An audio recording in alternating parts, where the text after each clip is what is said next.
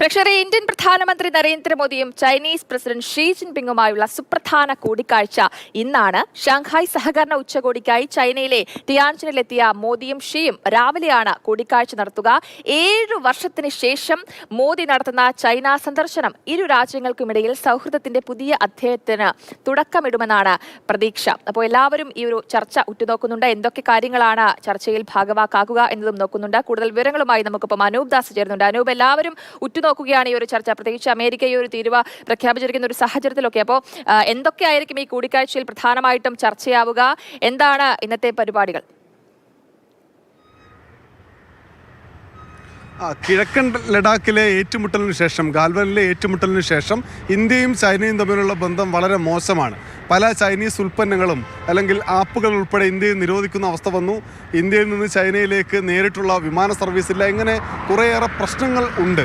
ഈ പ്രശ്നങ്ങളെല്ലാം പരിഹരിച്ച് സൗഹൃദത്തിൻ്റെ ഒരു പുതിയ പാത തുറക്കാനുള്ള തുടക്കമാവുമോ ഇന്നത്തെ കൂടിക്കാഴ്ച എന്നതാണ് എല്ലാവരും ഉറ്റുനോക്കുന്നത്. കാരണം അമേരിക്ക തുടങ്ങിവെച്ച തീരുവ യുദ്ധം ഇന്ത്യയെ വലിയ പ്രതിസന്ധിയിലേക്ക് ആഴ്ത്തിയിട്ടുണ്ട്. ഇന്ത്യയുടെ വിപണി, ഒപ്പം തന്നെ കയറ്റുമതിയെല്ലാം പ്രതിസന്ധിയിലാണ്. ഇതിൽ നിന്നൊരു മാറ്റം ഇന്ത്യൻ സർക്കാർ പ്രതീക്ഷിക്കുന്നത് ജപ്പാനും ചൈനയും ഒപ്പം തന്നെ റഷ്യയുമായുള്ള സഹകരണത്തിലൂടെയാണ്. കഴിഞ്ഞ ദിവസം ജപ്പാനുമായി ചർച്ച നടത്തി $6800 കോടി നിക്ഷേപം ഇന്ത്യയിലേക്ക് വരാൻ പോകുന്നു. അതുമാത്രമല്ല, വാണിജ്യ സഹകരണം വരുന്നു. ഇന്നിപ്പോൾ ചൈനയുമായി നമ്മൾ സംസാരിക്കുമ്പോൾ പല തരത്തിലുള്ള താല്പര്യങ്ങളാണ് ഇന്ത്യക്കുള്ളത്. അത് ഒന്ന്, ചൈനയിൽ നിന്ന് ഇന്ത്യയിലേക്ക് ചിപ്പുകളുടെ ഉൾപ്പെടെ കയറ്റുമതി, അതിൽ പലതിനും നിരോധനമുണ്ട്. അത് പുനഃസ്ഥാപിക്കണമെന്ന ആവശ്യം.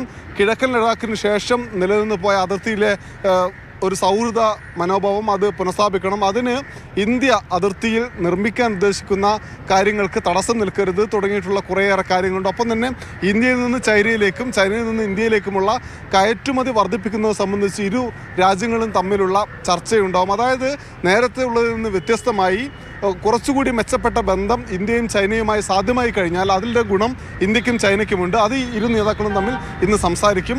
എന്തായാലും ഈ വാണിജ്യ യുദ്ധം മുറുകുമ്പോൾ അമേരിക്കയിൽ നിന്ന് തൽക്കാലം വിട്ടുമാറി ചൈനയുമായി സ്നേഹത്തിലാവാനുള്ള ഇന്ത്യയുടെ ശ്രമം, ആ ശ്രമത്തിന് എങ്ങനെ മുന്നോട്ട് പോകുണ്ടാവുമെന്ന് ഇന്നറിയാൻ കഴിയും. രാവിലെയാണ് കൂടിക്കാഴ്ച. അതിനുശേഷം റഷ്യൻ പ്രസിഡന്റ് വ്ളാഡിമിർ പുടിനുമായും മോദി സംസാരിക്കുന്നുണ്ട്.